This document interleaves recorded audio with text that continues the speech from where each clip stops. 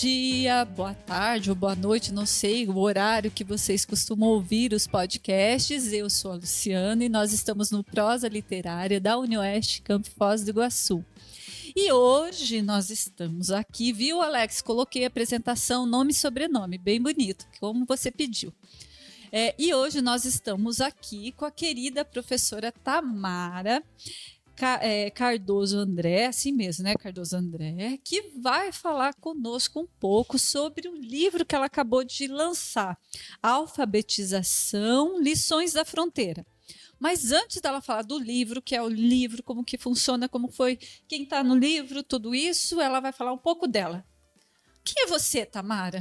Então, primeiramente, saudações a todas, todos e todos que estão nos assistindo. Muito obrigada, Luciana, pelo convite. Gosto muito desse programa. E eu sou professora aqui da Universidade Estadual do Oeste do Paraná, campus Foz do Iguaçu, desde o ano de 2004. Sou pedagoga, tenho mestrado e doutorado em educação. Atualmente eu trabalho no programa de Sociedade, Cultura e Fronteira, né, mestrado e doutorado, e também no curso de pedagogia. E antes de ser professora da UniOeste, eu também fui alfabetizadora. Eu fui professora na rede estadual de ensino no Rio Grande do Sul, de primeiro, segundo e quinto ano do ensino, quarto ano do ensino fundamental. Naquela época ainda era série. E desde que eu ingressei aqui na universidade, eu estudo alfabetização e passei a estudar como que é esse processo no contexto de fronteira. Então, esse livro ele é resultado de anos de pesquisa, do mestrado, do doutorado e das minhas orientações de mestrado e doutorado. Dessa trajetória aí de ter sido alfabetizadora, depois docente do ensino superior, orientando estágios também no curso de pedagogia aqui na UniOeste e depois, assim, agora nesse momento, orientando teses, dissertações. Bacana, Tamara, mas assim, antes de entrar no livro, você também faz um trabalho na comunidade muito bacana, dos direitos humanos. Como que você faz esse trabalho? Eu vou contar um pouco aqui, ela deu uma escorregada aqui, a hora que eu perguntei, que eu queria que ela contasse um pouco esse lado dela também, de envolvimento com as causas sociais, na luta, na militância, né? Assim, porque você chega em Foz em 2004, já está um tempão aqui com a gente, né? Na universidade, mais tempo que eu, na verdade, que eu vou entrar muito depois de você. E, assim, como que você vai se envolvendo com essas causas? O que como que funciona isso também, para a gente conhecer assim a Tamara, para além da professora que trabalha aqui conosco já. Sim, então, eu sempre fui sindicalizada, desde lá de Porto Alegre, quando eu era professora do estado do Rio Grande do Sul, sempre fui da base do sindicato, e aqui na UniOeste também, logo que cheguei, já me sindicalizei no sindicato, no Sindioeste, e também na do UniOeste. E atualmente eu faço parte da direção do Sindioeste e faço ali um trabalho de formação sindical para a nossa base. E a partir da militância que a gente faz, ajudando a organizar os movimentos sociais aqui em Foz do Iguaçu, eu passei a travar contato com o Centro de Direitos Humanos e Memória Popular, o CDH, onde atualmente eu sou presidente do Centro de Direitos Humanos, e nós temos um trabalho de mediar a população em seu contato, né, com o poder público quando ela tem os seus direitos humanos violados. Então, esse é o nosso papel. É uma organização social sem fins lucrativos, com independência administrativa. E nós, além de trabalharmos, né, com educação em direitos humanos, nós também ouvimos e ajudamos a população aí nas suas questões ligadas aos direitos humanos, lembrando que uma das questões que eu tenho estudado bastante é o direito à língua das populações indígenas, das populações da fronteira, que não têm como língua materna a língua portuguesa e que acabam adentrando o espaço escolar, onde elas acabam sendo alfabetizadas ou tentam alfabetizá-las na língua portuguesa. E também tem uma inserção aí com a comunidade surda, que também tem, a partir do processo de inclusão, adentrado na escola, e muitas vezes eles têm seus direitos violados, né, o direito à língua, porque não tem acesso a Libras na escola regular como deveria de ter, né? Então, também são questões aí que tangenciam. Eu vejo os direitos humanos muito ligados, né, ao direito à língua. E aqui na fronteira tem essa característica de circulação de povos, pessoas, e nem sempre a língua de fato pode ser assim, não é o português, mas é para quem, né? Como, quando? E esse debate no interior da escola, ele é muito, assim, eu penso, né? Olhando assim os estágios, ainda muito inicial, né? Assim, falta muito ainda de material, de debate da política, mesmo linguística, de funcionamento dessas relações no interior da escola, fora da escola, né? E nós recebemos muitos povos aqui, né? Exato. Uhum. Indígenas, inclusive, que, Inclusive. né, não é língua estrangeira, são línguas Sim. autóctones, estão aí, não são contemplados, porque muitas vezes eles não têm acesso à escola indígena como eles deveriam de ter. Uhum. E é interessante também que os meus estudos eles têm como base já pesquisas realizadas aqui na nossa universidade, principalmente da Maria Helena Pires, principalmente da Isis Berger. Então, a gente já tem um acúmulo aqui na nossa universidade pesquisando essa questão. Isso é muito bacana. E esse livro, ele fala um pouco sobre isso, sobre o que é o livro? Sim, então o meu envolvimento com políticas, ele começa principalmente quando eu faço a minha tese de doutorado sobre os usos do livro didático de alfabetização em contexto de fronteira, que eu vou analisar essa contradição numa pesquisa etnográfica que eu faço entre a diversidade que existe em uma sala de aula linguística e o livro didático único, e o quanto isso tem a ver com políticas educacionais que têm orientações a partir de organismos internacionais. Então, aí eu começo a me interessar mais pelas questões políticas que tangenciam aí o processo da alfabetização. Esse livro, eu diria que ele é um livro de divulgação científica. Por quê? Porque ele é um livro para quem está no chão da escola entender um resumo das nossas pesquisas. Esse livro não é somente da minha autoria, foi feita junto com orientandas e um orientando. Então, além de mim, nós temos a Cleonice, que ela é professora de Centro Municipal de Educação Infantil aqui em Foz do Iguaçu, e ela está estudando no doutorado sob a minha orientação. Todos eles são meus orientandos de doutorado, de mestrado e doutorado. Então, a Cleonice é orientanda de doutorado no Sociedade Cultura e Fronteira, e ela está pesquisando atualmente a Base Nacional Comum Curricular e a curricularização das emoções, fazendo uma crítica a esse documento. Mas, no trabalho dela, que ela apresenta no livro, no capítulo que ela apresenta, é sobre o processo de leitura e escrita na educação infantil.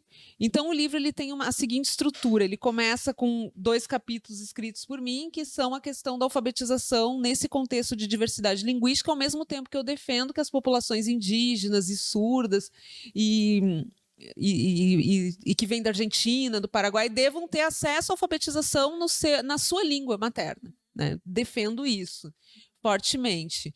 E trato ali da questão da alfabetização no contexto de variantes linguísticas, porque a gente não pode ter a ilusão de que nós vamos conseguir alfabetizar pessoas que não falam a língua portuguesa, alfabetizando em língua portuguesa. Então, aí eu trato das questões... Exato, aí eu trato da questão do acesso realmente às relações entre letras e sons no processo de alfabetização, as variantes linguísticas, e trago a ideia da importância das escolas bilíngues. Escola bilíngue para surdo, escola bilíngue para indígena, isso eu vou defender.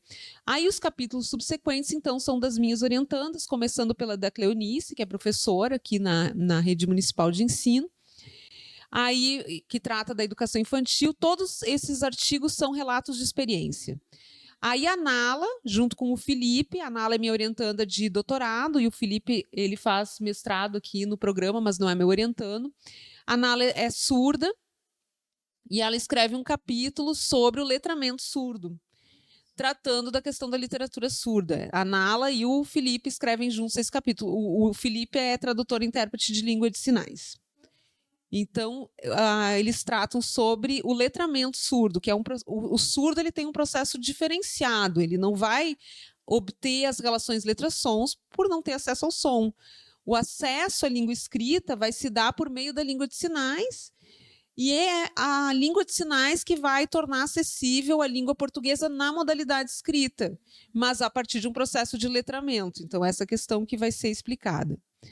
Aí tem o capítulo da Soraya, que a Soraya ela é pianista, ela faz mestrado comigo ali no programa Sociedade, Cultura e Fronteira, e também ela é professora da Rede Municipal de Ensino, é uma alfabetizadora, foi minha aluna aqui na graduação, e ela faz uma reflexão sobre o processo de alfabetização dentro desse contexto de variantes linguísticas e traz algumas reflexões também sobre a musicalidade e a sua importância no processo de alfabetização. Então, é um livro prático, ao mesmo tempo teórico, traz algumas ideias práticas também para quem está no chão da sala de aula alfabetizando. Os modelos de atividade, caixa do alfabeto, isso, exatamente. Alfabeto ilustrado. Olha só que interessante, lista de livros de literatura infantil, da própria autora aqui do capítulo, da Cleonice. Exato. Olha só. Todos eles trazem ideias práticas. Então, o meu capítulo ele traz algumas ideias práticas, mas ele também faz uma reflexão sobre a importância da linguística para o processo de alfabetização, levando em consideração as variantes linguísticas. Então, por exemplo, a gente muitas vezes, isso começou lá na minha tese de doutorado, quando eu percebi uma coisa que eu não conseguia perceber lá em Porto Alegre, quando eu alfabetizava lá, que eram as crianças que falam espanhol. Eu não via isso lá em Porto Alegre. E que a professora ficava ensinando para o aluno, né, o já, jaji, joju, e o aluno repetia xa, xixi, xoxu. Entende? Então, e outras questões assim que eu fui descrevendo na minha tese. E eu fui refletindo sobre como os livros que tratam da relação do ensino das relações entre letras e sons, eles muitas vezes não preveem esses acontecimentos, esses falantes exato, de língua portuguesa como língua materna, por exemplo. Exato. Né? E eu ia perguntar para você, assim, se, por exemplo, nessa experiência assim, do relato da tua tese, né, fica visível uma maior quantidade de estudantes falantes de outras línguas na escola, porque a ideia que nós temos mesmo numa região de fronteira, mesmo funcionando aqui, né, sabendo que são duas pontes, ainda de que qual é a língua da escola? A língua portuguesa, né? Fica mais visível que outros estudantes falem outras línguas quando faz esse trabalho etnográfico, por exemplo. E daí fala para gente, para quem está ouvindo, escutando, o que foi essa etnografia? Como que você fez isso? A etnografia foi no doutorado, mas toda a reflexão que eu tenho sobre o processo de alfabetização é uma junção do que eu pesquisei no doutorado, o que eu tive como experiência enquanto alfabetizadora, nas minhas orientações de estágio, enfim. A etnografia é você ficar imerso na sala de aula, observando o contexto cotidiano da sala de aula. Então, eu fiquei 1 ano indo à sala de aula de 2 primeiros anos de alfabetização, observando as aulas. Claro que eu ajudava as professoras também, não tem como fazer isso, né? Participava de certo modo, observando a alfabetização ali, os usos do livro didático, que era ali o meu objeto, né? Que o livro didático também foi o meu objeto na dissertação de mestrado, o livro didático de alfabetização e as suas possibilidades e limites de apropriação da teoria histórico-cultural, que é a teoria, o fundamento básico do que eu trago nas minhas pesquisas, as teorias do Vygotsky, do Luria, do Leontiev, né? Então, que é a chamada teoria histórico-cultural, é o fundamento, bem como a linguística a partir do Cagliari, do Luiz Carlos Cagliari, que ele faz essa reflexão sobre as relações entre letras e sons e seu ensino, que é onde eu me debruço. E tem uma autora aqui que é daqui da nossa terra, que é a Jorgelina, na verdade ela é uma argentina, só que ela trabalha na UNILA, que ela traz a questão do portunhol. Então, a criança que traz esse portunhol, ela existe em sala de aula e é visível, e você consegue alfabetizar essa criança em língua portuguesa. Você tem que apenas, quando você vai tratar do ensino das relações entre letras e sons, você precisa ter em conta como a criança está entendendo aquelas relações entre letras e sons. Você tem que estar atento à forma como a criança fala, porque eu vou ensinar que o A tem som de A e o A tem som de A. Aí tem criança que fala elefante no lugar de elefante. Isso foi uma coisa que eu vi. Então eu tenho que prestar atenção nisso para saber como intervir. E aí eu defendo, sim, o ensino sistemático das relações entre letras e sons, mas não é o método fônico. Porque o método fônico... Isso. Porque o método fônico, ele nega essa questão, ele não lida com essa questão das relações letras e sons nessa complexificação cultural. Por isso que uma coisa que eu defendo é que a alfabetização ela não pode se beneficiar do livro didático, porque o livro didático ele é um livro didático único para um contexto de variantes linguísticas, mesmo de falantes de língua portuguesa. Então, isso é uma coisa que eu percebia mesmo em Porto Alegre, quando eu alfabetizava em Porto Alegre, tinha criança que falava pota no lugar de bota, por exemplo, e eram crianças cuja língua materna era a língua portuguesa. Sul fala porta, né? Puxando aqui, quem fala ali mais para as outras cidades, o Oeste eu não estava segurando o microfone, daí está aqui me avisando. Quem fala mais ali, por exemplo, em outros lugares, a variante desse R do som vai ser de outra forma, né? Então, mesmo numa região específica, né? Exatamente, as variantes rurais da língua portuguesa, que é chamado, como os linguistas chamam, né? As variantes rurais da língua portuguesa, elas ocorrem, elas interferem no processo de alfabetização. E quem está alfabetizando precisa ter isso em conta, precisa observar e intervir. E o livro didático, baseado no método fônico, ele traz muito a silabação, que eu vejo, a partir da minha experiência, que o processo silábico ele prejudica mais do que ajuda. Ele atrasa, inclusive, o processo de alfabetização. Porque é mais fácil você ensinar para as crianças as letras, os sons que as letras têm, mostrar o alfabeto, refletir sobre os diversos sons que uma mesma letra pode representar, partindo do princípio da leitura, e depois juntar isso e formar as palavras, do que você ficar babebi babu, laleli lolu, vavevi vavu, e às vezes você vê criança no terceiro ano que ainda não, que só consegue ler lá, mas quando ela vai ler, por exemplo, porta, ela já fica confusa, tensa, porque aquilo não foi ensinado. E a nossa língua não é silábica. O princípio da nossa língua é alfabético. Não faz sentido você até consegue se alfabetizar a criança pelo método silábico? É possível, consegue, né? As escolas estão alfabetizando as crianças no método eu acho que fui silábica, mas certeza. ele não é, ele é mais contraproducente do que você só ensinar as letras, os sons que elas, porque elas também menos letra do que alfabeto, do nos que encontros, exato. Né? Então... Você já ensina desde o início os encontros consonantais. Sim, né? Você não precisa ficar silabando, prejudica. E aí eu trago vários exercícios para fazer. Por exemplo, você pode começar por um grupo pequeno de ler. Mostrar o alfabeto é básico. Você tem que sempre mostrar o alfabeto para a criança desde o início no processo de alfabetização. Mostra o alfabeto e os sons. E aí eu proponho um alfabeto que ele já, na sua imagem, faça essa... Ele já torne na imagem visível para a criança os diversos sons que aquela letra pode representar. Então, o A é do anel e do anjo, por exemplo, que são vários sons. O O é do ovo, um ovo só, e dos ovos, que são os diversos sons que o O pode ter. E a gente ainda frisa para a criança que no final da palavra ovo tem O, mas ele tem som de U. Você não vai falar ovo, né?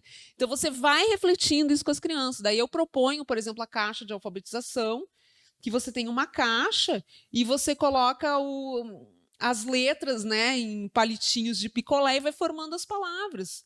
E o alfabeto móvel também, que é muito importante. Você pode começar com um grupo pequeno de letras e já trabalhando os encontros consonantais. Então, você começa com A, E, I, O, U, explora bem os sons que aquelas letras têm, aí bota, por exemplo, o F e o R, explora bem os sons que aquelas letras têm e já pede para a criança ir formando palavras ali. Ar, fria, frio, né? Ela já vai formando. E isso eu aprendi na minha tese de doutorado, quando eu estava fazendo a pesquisa etnográfica, eu observei uma professora alfabetizadora que ela era uma boa alfabetizadora, ela alfabetizava muito bem aquela turma, e ela me dizia o seguinte: eu fico batendo na tecla. Só que ela era uma boa alfabetizadora, mas ela alfabetizava pelo método silábico. Mas ela falava o seguinte, que desde o início ela já ensinava os encontros consonantais, porque depois não aprendia mais. E outra coisa que ela falava assim, olha, eu pego um grupo pequeno de sílabas e a criança entende o mecanismo. Depois que ela entendeu o mecanismo, ela vai ver as outras sílabas, ela vai rápido. Ela só precisa entender o mecanismo. O português ela é muito complexa para uma criança aprender o regramento que ela tem. Exato. Né? Só que quando a criança pega esse mecanismo, cada letra tem um som e você junta, forma as palavras, depois fica fácil. Ela não precisa memorizar cada sílaba como ficam fazendo infinitamente na escola. E é isso que eu tenho defendido. E o livro didático ele prejudica. Por exemplo, eu via lá que o uso do livro do Alfabetização Método Fônico na escola, eles estavam usando, na época que eu observei a escola, na pesquisa etnográfica, eles estavam utilizando o método fônico, alfabetização método fônico, do Capovilla e Capovilla. Aí eu ficava olhando que a maioria dos exercícios fazia a criança não ler. Ela só tinha que colocar o. Só tinha que colocar a. Então, ela seguia o modelo, ela não estava lendo. E todas as palavras, nem ouvindo. Né? E ela estava olhando a figura e não lia a palavra. Ela ficava condicionada a não ler. Entendeu? Os exercícios do livro eram as palavras para completar com uma letra e o desenho estava ali, era sempre a mesma letra, então ela não lia. Era impressionante. Então, aquelas crianças, se elas ficavam fixadas no livro, elas não se alfabetizavam. Entendeu? Tinha que ter a intervenção da professora, da boa alfabetizadora ali. Entendeu? Senão elas não... E você via lá em Porto Alegre, eu já tinha percebido essa questão da importância do ensino das relações letras e sons quando eu fui alfabetizadora. Porque o livro que me deu assim, como é que eu vou dizer, o insight de como alfabetizar melhor foi o Alfabetização Sem o Babê e Babu, do Luiz Carlos Cagliari, que é um linguista. E aí ele vai falando da importância de ensinar as relações letras-sons, mas aqui eu fui um pouco além no sentido de observar esse ensino das relações entre letras e sons na sua relação com as variantes linguísticas. Agora, eu defendo que você não tem como...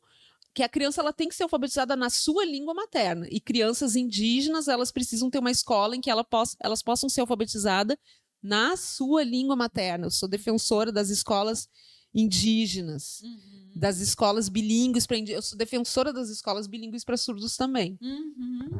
Ah, muito bacana, Tamara. E deixa eu perguntar uma coisa. O livro está disponível para assim, gratuitamente, para acesso gratuito, é só baixar? Como que funciona? Que depois a gente vai deixar na descrição aqui do podcast, as pessoas acessam lá se quiserem. É acesso gratuito na Pimenta Cultural.